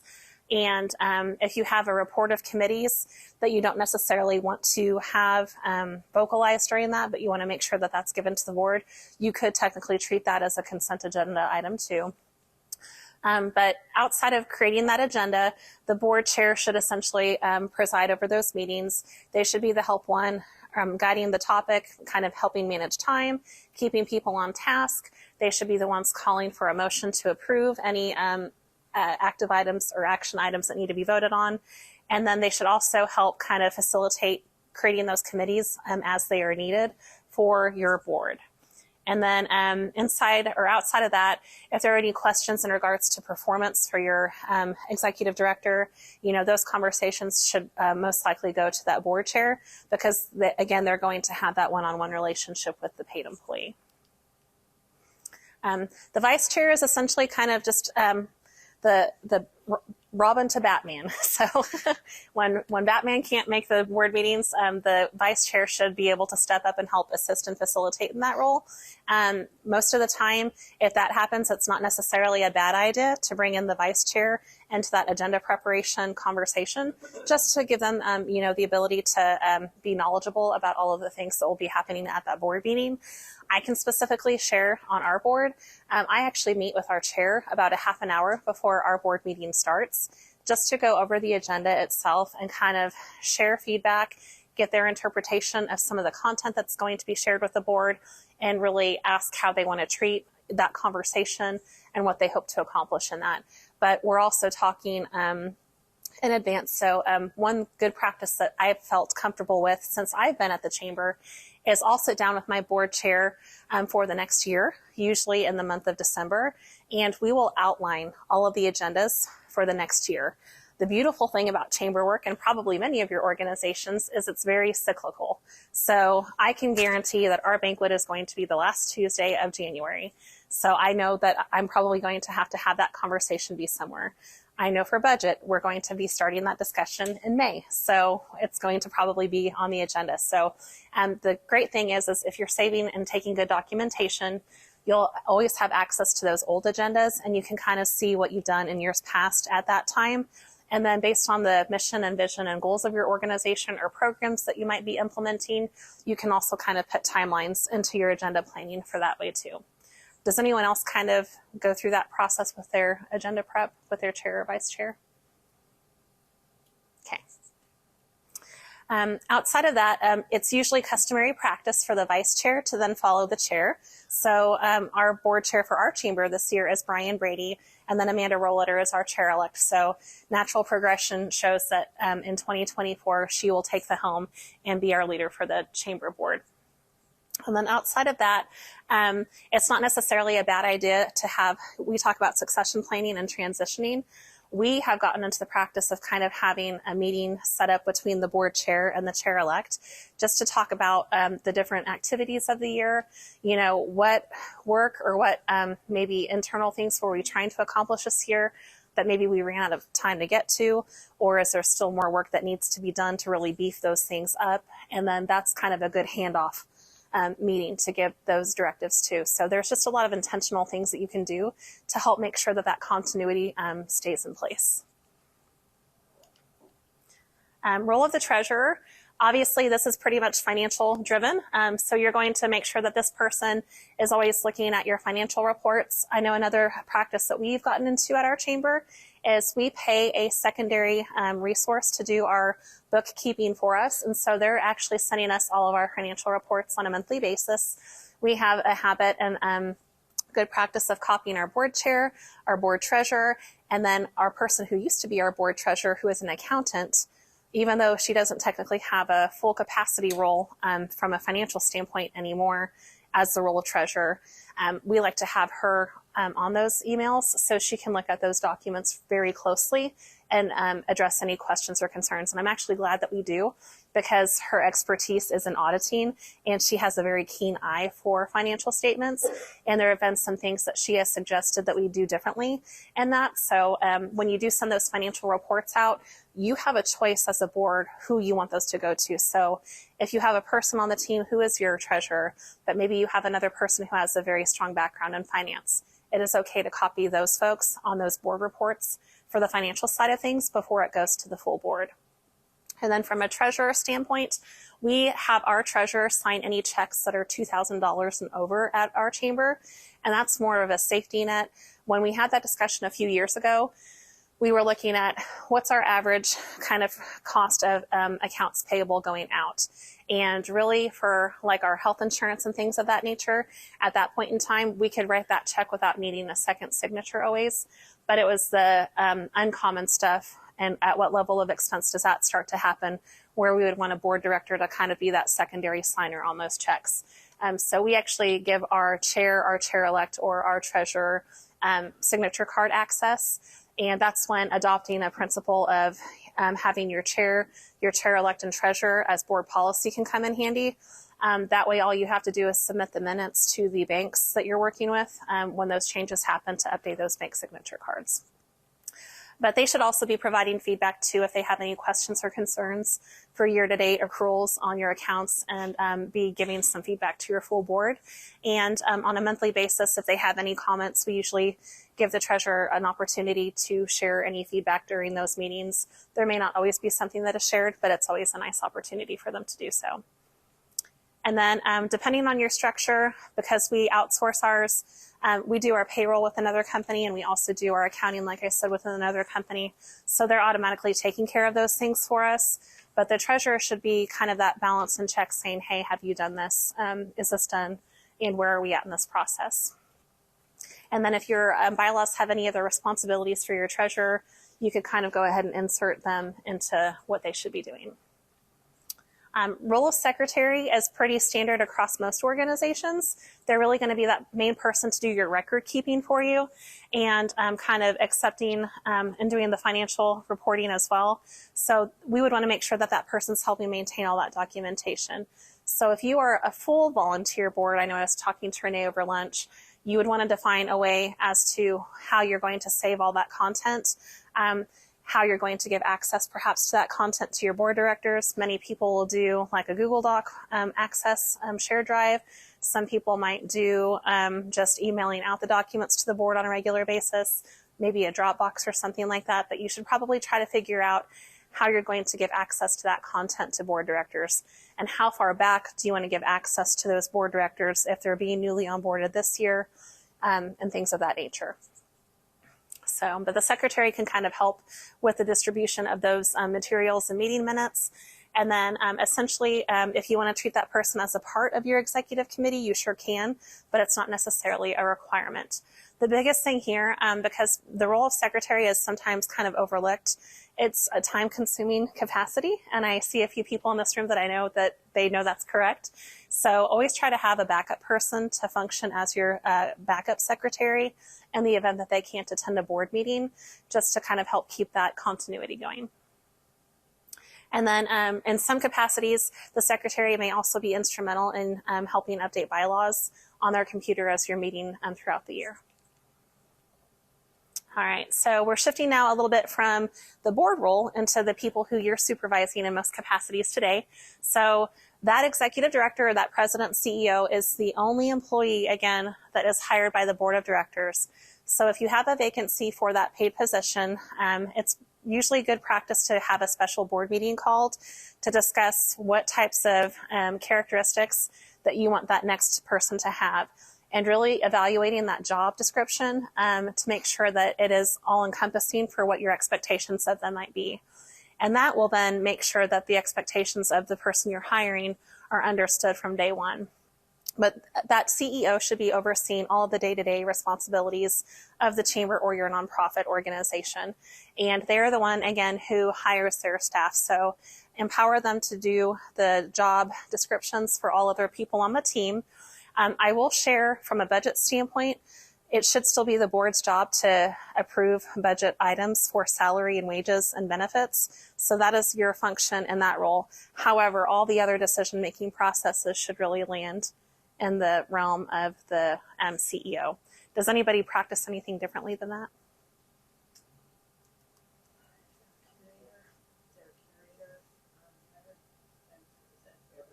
Yeah, no, it's like that because the more hired to do it, but we had to kind of iron that out in the last couple of years because There it was, wasn't there was necessarily an in our issue bylaws that way. director Okay. and curator, Sure. they were Kind of. but it was problematic. Okay. Now, that's a prime example of when the board may need to step in to wear that CEO hat, depending on if you have a big disparity of staffing. You might have to wear that hat and come together and provide that opportunity to do the hiring. So that's a great example.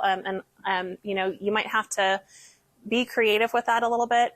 I would just caution that you have that conversation with the person when you do onboard them and hire them to kind of set expectations if they would be the one hiring going forward, just to make sure that there's that level of respect for responsibilities still being distributed.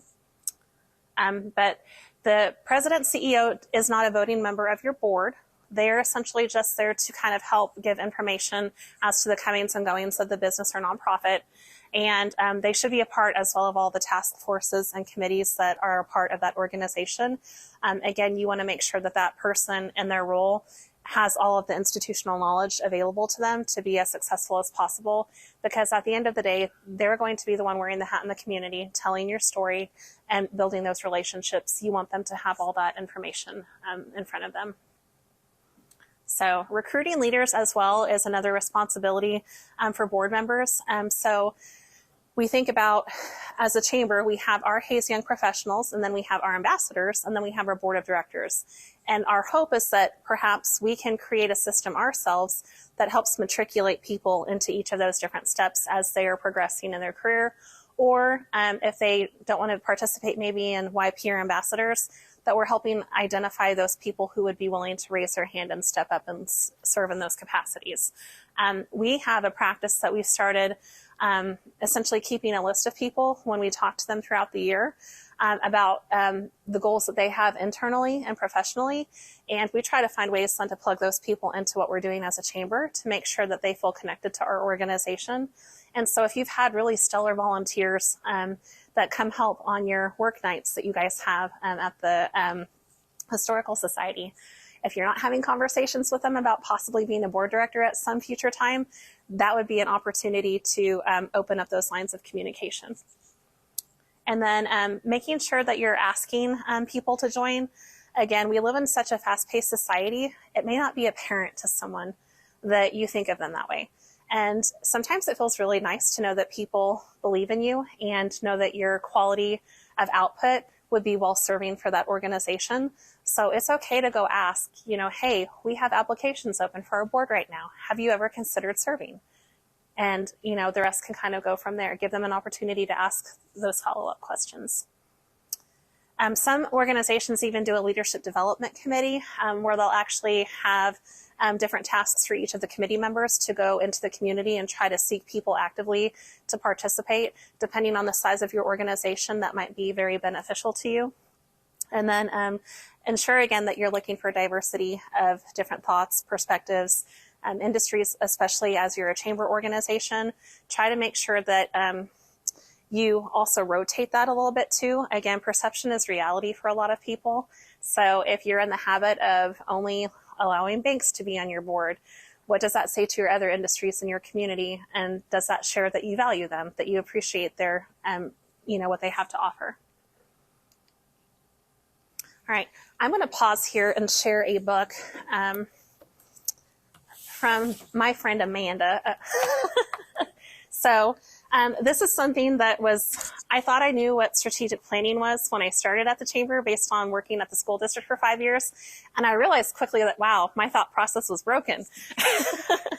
So mission, vision, values, and things of that nature, they're all good and fine if you look for a definition on paper, but sometimes they're really hard to understand, like what does that look like? So the last time we actually went through our strategic planning process, I appreciated Amanda, and I hope it's okay. I should have probably talked to you about this before. So we were having conversations around the board table, and it's like, well, that would be good and fine as a goal, but that's actually more of a tactic or a strategy that we could employ to help accomplish a goal. What's the bigger picture that we're trying to do up here? What is that focus? And then how do we kind of keep going down layer by layer to make sure that we're accomplishing those things? So this book is actually called Strategy Man versus the Anti-Strategy Squad. If you want to take a picture of it before you leave, you're very welcome to. The thing I appreciate the most about it is it's actually written as a cartoon, kind of a comic book style series. And there's different characters that kind of help illuminate what to do and what not to do. But it's more of a fun play on things to kind of keep things a little less serious and maybe a little bit more lighthearted. But what we found value in this the last go around is that it made sure that our goals were actual goals, and that the things that we were going to be doing from an objective standpoint, a strategy standpoint, and a tactic standpoint were truly what they should be. So if you've ever scratched your head and said, I don't know what our goals should be, maybe this book could be a good place to start, and then you can kind of go from there. So obviously the mission should be at the very top. It is who we are today.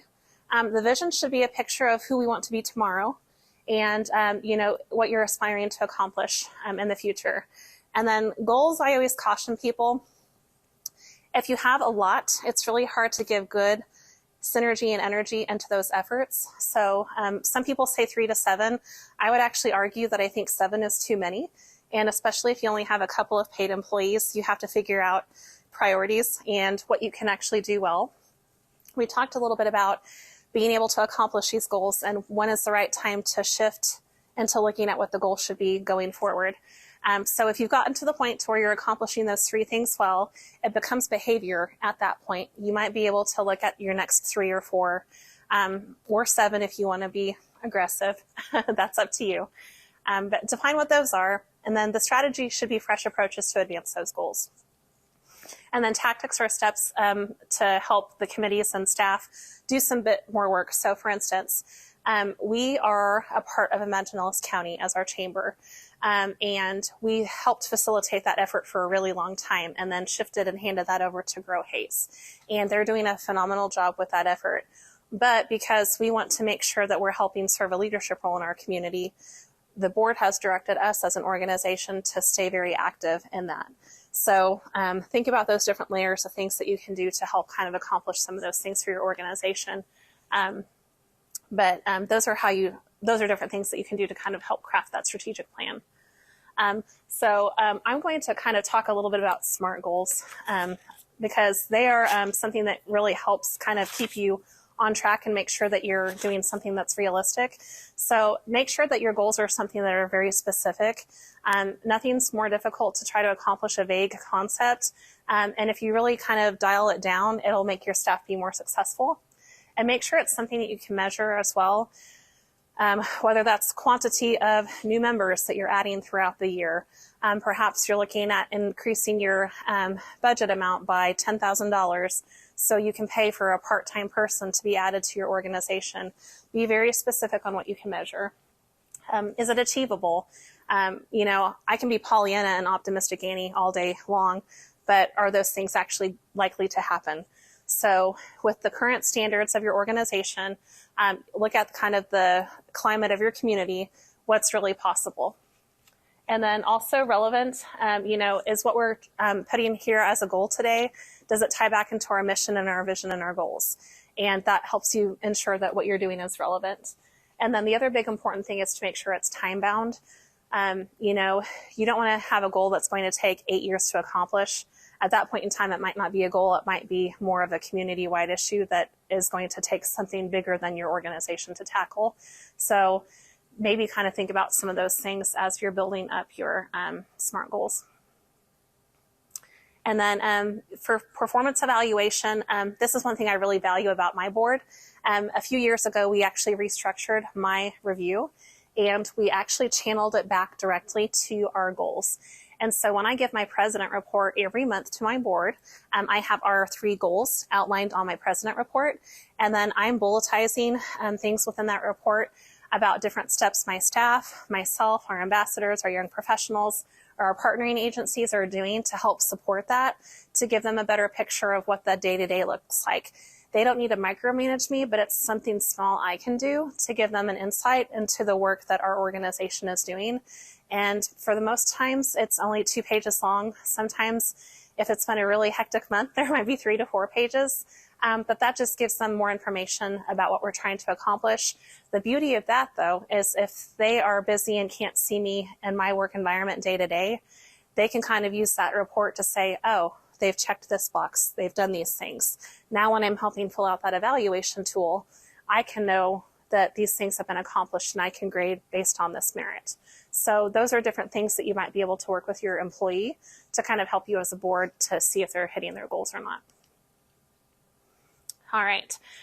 So the program of work, planning is thinking in advance for the action that will take place in the future.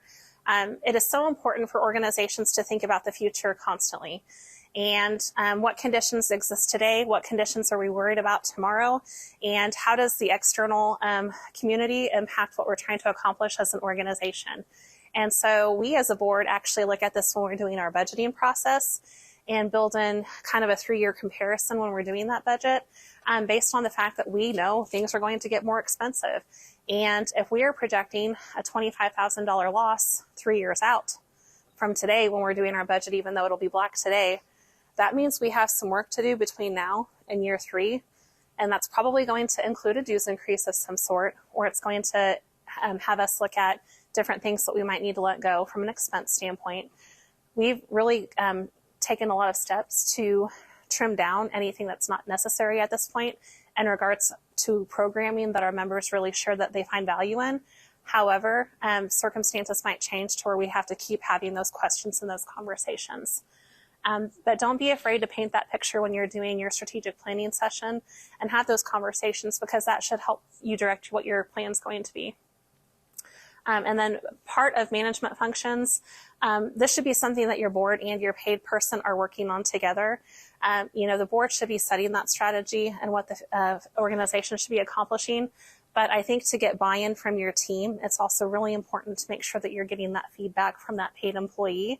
And I would even share in our strategic planning process as a staff, we actually involved our ambassadors, we involved our young professionals, we also brought in our partnering agency directors, and then the board had that conversation with all staff too. So we all sat down together to have those conversations, because we know that without any of those entities, our work will not be as impactful as it could be. So don't be afraid to bring other people in. Like if you have a really strong partner or sponsor or organization that's funding you heavily, let them be a part of that. Make sure that what you're doing in the future is something that they support going forward.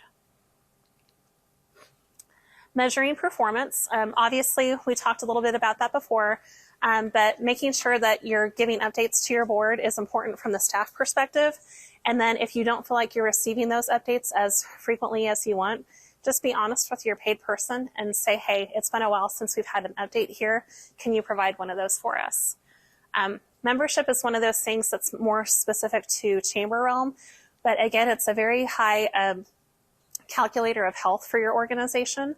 If we, back in COVID time, we actually dipped down to 469 members.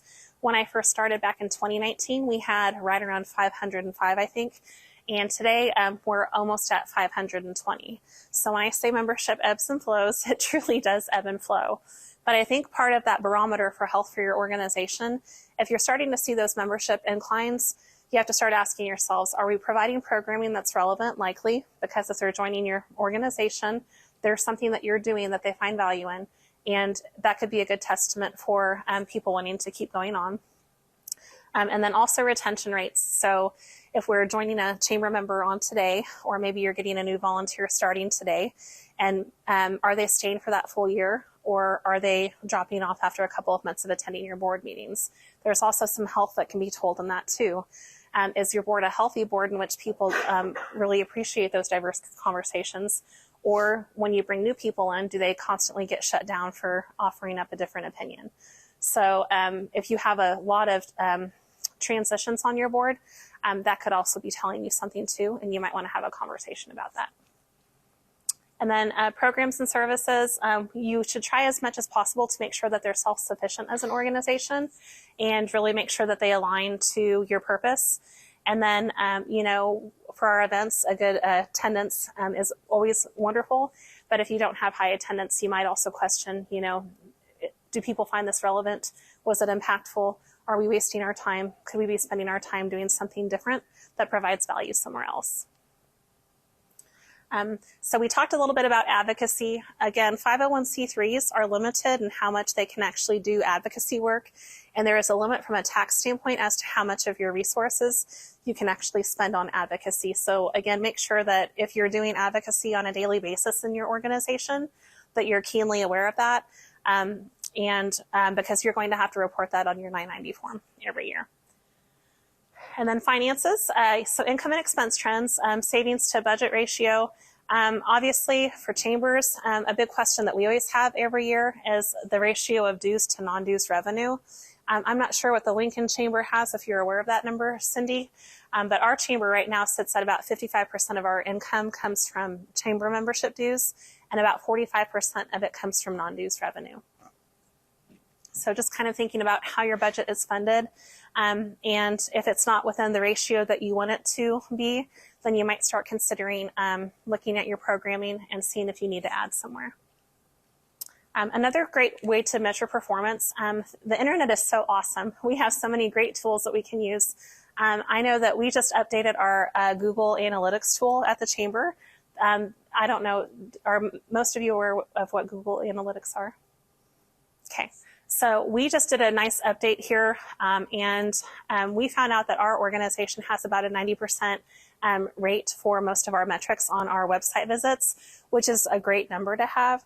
The beauty of the search SEO is search engine optimization, so that's kind of a health barometer as well for if people are searching history in Ellis County. Is the Ellis County Historical Society the first thing that they see, or is something else popping up first? If you're looking for childcare in Hayes, is the Hayes Area Children's Center popping up at the top or not? Consistency in how you write content for your organization is really important. So if your about section for you on your social media pages matches your website and your about on the website, that's helpful. If your chamber membership description for the type of business that you have matches that same thing, those types of things always help build you up to make you appear higher. You also might want to look at your websites too with your keyword searches and make sure that all the different words that people might be searching to find you are actually part of your SEO, because that will also help boost you. James, I don't know if you have any other tips or tricks for that. No, that was perfect. I'm still learning lingo, so. Social media pages too, I guess, before we keep going on. Facebook is really great at giving you some meta reporting dashboard data. So if you want to look at kind of your viewership and people responding and engaging to your posts, you can always go there as well. All right, so we talked a bit about events, attendance, and things of that nature. And I'm always unafraid to share successes or failures. We used to have an event called Healthcare Appreciation at our chamber. And it was a wonderful event geared towards doing something nice for our healthcare community. We would do a nice evening for them or afternoon where we'd have food for them, maybe some cocktails or things of that nature. And unfortunately, we kept seeing a de-escalation in participation. And so the chamber kept trying to reevaluate and try different things to make that event successful. Ultimately, it went from having attendance of about 150 people all the way down to maybe about 45 to 50. So sponsorship started to drop for that event. It was a lot of extra work for our ambassador team who was helping carry that event. And in general, we started to ask ourselves, well, why are we doing this? If people aren't attending, do they find value in it? And so don't be afraid to honor when something is not working. Just because you've done it this way for so many years doesn't mean you have to hold on to that old horse. Maybe it's a good girl and she just needs to go out to pasture. So the converse can also be true. If you're seeing an increase in some of your attendance at events, then that's a good thing for you. And that might be an opportunity for you to bring in more partners for your organization to help kind of make that more successful. And then I know surveys are so overdone, but if you have a loyal followership, they might be willing to take surveys for you to give you more data as well. But as always, these things should be discussed kind of at the board level. If you are struggling on whether or not you need to let something go or add something new, those are types of things that a good conversation with your board as the paid staff member are so helpful to have those diverse opinions. So that was a lot of information there. Does anybody else have any thoughts around letting things go that aren't working? Or have you been pondering starting something new in your organization? I think the difficult thing can be, especially when you're doing volunteer boards, is it's easier to continue to do what you've always done, especially if people there have done it, rather than creating something new. So if you have the same people hanging around, it's going to be a harder hill to climb. Okay. Observation. So I know you and I have talked on some different levels of that nature. Can you dive a little bit deeper? If there is that unpopular opinion that we need to hold on to something, are people willing to speak up about that in the boardroom? That's ultimately what drives change. It's really what ends up driving the change on our board was people getting challenged and then people caving. And I don't know if it was recognition they didn't, their heart wasn't in it, or they just didn't want to fight anymore, or whatever it was. Really, it wasn't until somebody challenged them that ultimately change happens. But it takes somebody to do that. Okay. Cindy, you had something to Well, I add? wanted to, back there when you were mentioning about surveys, I'm curious to know what methodologies you've used when you've done surveys of your members. Google Forms is probably one of my favorite tools, Google Forms. And the only reason I'll share that is because it's completely free and we already have an account set up for that. And the nice thing about that is it gives you the opportunity to ask a variety of questions in different ways, whether it's multiple choice, kind of a free paragraph answer to just provide different feedback. You can give different options for would you prefer this or this or this type of thing. So I feel like it gives a lot of flexibility in that format. So you do like an internet survey, you create it using Google Forms, and then you send it out to the membership. And then what's your response rate? So it's been a really long time since our chamber has done a specific survey that yielded as good of outcome as what I would have hoped for. We recently surveyed our members for opportunities for professional development, for instance, and sent that out a multitude of times, and we literally only had 20 people respond to the survey. We have 520 members. On the converse, though, and I'll take this a step further, I think it depends on what you're surveying about and where people's passion points are for what that survey information is going to do for your organization. So we actually did a survey for our Child Care Task Force of Ellis County back in 2021, and it was a countywide survey. We have 28,000 roughly people who live in Ellis County, and we had 800 people take that survey. So that's almost unheard of in today's day and age. And working with Bradford Wiles, he works for K-State Extension and Research. He actually helped craft that survey and do that for us. He said that's the highest number of response that he's ever seen in a community. But we also work with the Docking Institute at Fort Hays pretty frequently, and they're conditioned to do quite a few surveys. And it's just the nature of the beast that people just aren't doing surveys anymore. It's really hard. In fact, they've shared that their quantity of surveys that they do over the phone has substantially decreased since COVID. People's willingness to participate is just challenging. So that's why I kind of covered that quickly, and I apologize for doing so. I would hope any organization would have really good outcomes. I would say sometimes perhaps incentivizing something for people to take that survey might be a helpful tool. For us, we frequently do a chamber check giveaway for different things to kind of help maybe make things more enticing. So that might be a tactic you could employ to hopefully help catalyze some success there.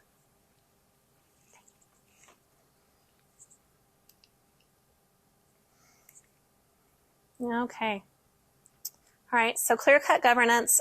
We've already talked about so many of these things, but just make sure that you're kind of providing respect to all the different levels of your organization.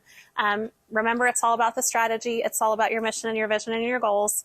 Your policy will help guide you and direct you. And you're there to protect the budget. You're there to help support your executive employee. And just build that positive relationship there. I would say that I've been very blessed in my position to have a variety of strong boards with great leadership. And it really is nice to feel empowered to be able to do my job, but to also give that back to my staff to empower them to do their job. As long as we're all kind of owning our roles and our lanes, I think that helps build a lot of success for the organization. So I know we went through a lot of that pretty quickly, but as you do serve, keep in mind that this should be a positive experience for you.